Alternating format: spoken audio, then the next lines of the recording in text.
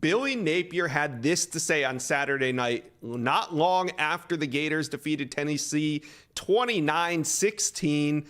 Quote, "You got to get them in the building and you've got to cash it in," right?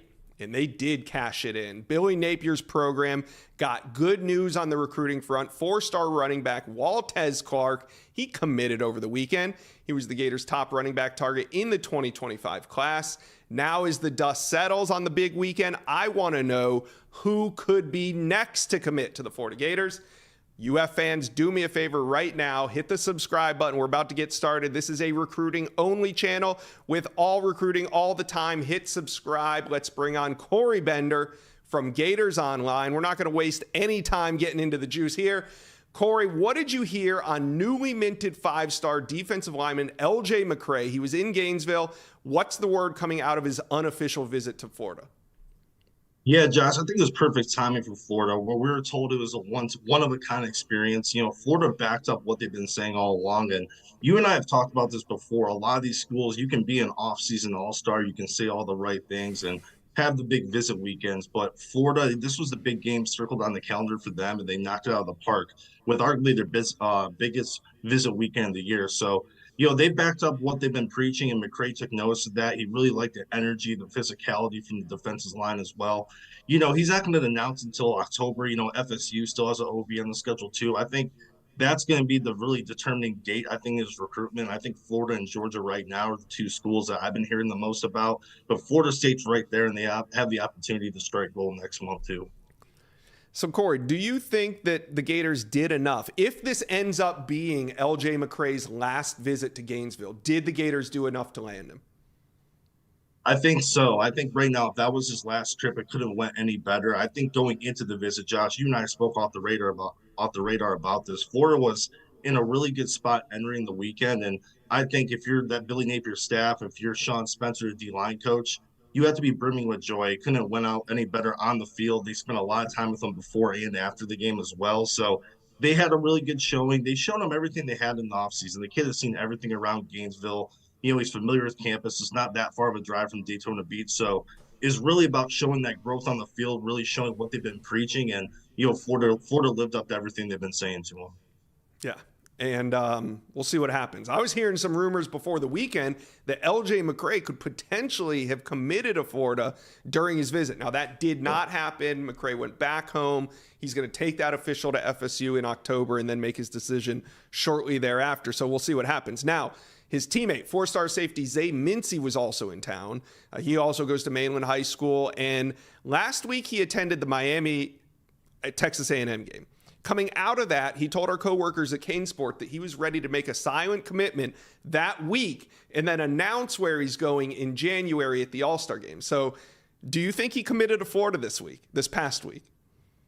I'm not going to say he committed to Florida yet, but I think overall his recruitment is extremely close between Florida and Miami. I think you have schools like Florida State, you have Alabama in the background that could get visits down the line, but I think Miami out of their first game when they got on for Texas A&M, I thought they were positioned best, right? And it goes back to the timing of what we've been saying all along. And then, Florida, they have Tennessee. It's another two big visit weekends in a row for him. So I think if you're asking most recruits, I would say the Florida-Tennessee game probably topped that experience. I mean, I've been to so many Florida games, and that was one of the best atmospheres I've ever been in. So I think overall, he's going to make a solid commitment. I think right now it's truly a coin flip. I think right now it might be Florida, might be the choice, but I think these next several weeks will be key. Just kind of, even if he doesn't go on these visits, just kind of monitoring both those teams from afar and kind of going from there. But I think it's truly a coin flip right now. Yeah, I don't know, man. I'm not buying the whole silent commit thing. Like, who can keep a secret for 4 months? And also, if a verbal commitment when you go public almost means nothing, it kind of means that you're stating a leader. What does a silent commitment these days signify? Nothing, right? Absolutely. And that's the thing. Things can change in a heartbeat. Florida could be the leader. They can get a silent commitment. And even in these schools, the season goes the other way, not as expected. Things could change. It's just, like you said, it's unofficially saying, hey, they're my leader right now. Yeah. All right. So we'll see what happens with Zay Mincy. But regardless of a silent commitment, I do think the Gators are in a great spot. Kind of feel like this is shaping up to be a Miami UF battle. We'll see what happens. Now, there was also a lot of commitments on campus for this big game. And what do you think a game does for out-of-state commitments? Guys like a Wardell Mack and a Jamonte Waller, what does a game like this do for their commitments? Yeah, I spoke to both those guys right after the game, and Waller was one kid that was nearly speechless. He was all smiles when he came out, and basically said there's no other place he wants to be. Kids say that, and they still might take other visits. I asked him that same question, and nothing's set right now, but other schools are going to keep kind of staying in his ear. But you can tell this visit went, definitely surpasses expectations overall. Austin Armstrong, the DC, he's a hot name in the college football world. He's been recruiting him for about 3-4 years at 2 other schools. So that relationship played a big role, but also Florida's scheme to allow Waller to kind of go from linebacker to the edge, it fits his game perfectly. So when he came out, he basically said, yeah, there's no place I'd rather be. So I think right now you have to be happy where he stands. Wardell Mack, he's still going to take a visit to Florida State. I believe it's for the Miami game. But same type of feeling from him. He was very happy after the game, very, very satisfied with Florida's defensive performance. Said all the right things, saying, he's locked in with Florida, and there's nothing really to worry about if you're a Florida fan. But we're still circling that Florida State visit. Nothing's official until December. And, Texas and LSU are pushing hard for him, too. I won't say hard, but they're definitely still in the mix recruiting him. Those are the Final Four schools at the front end. So I think right now, as of today on Monday, you have to feel good about him staying in Florida's class, but we still have about 2.5, 3 months ago. Yeah, that was a big win for some of those out-of-state commitments that just wanted to see the Gators take the next step, and they certainly did that, beating number 11 Tennessee.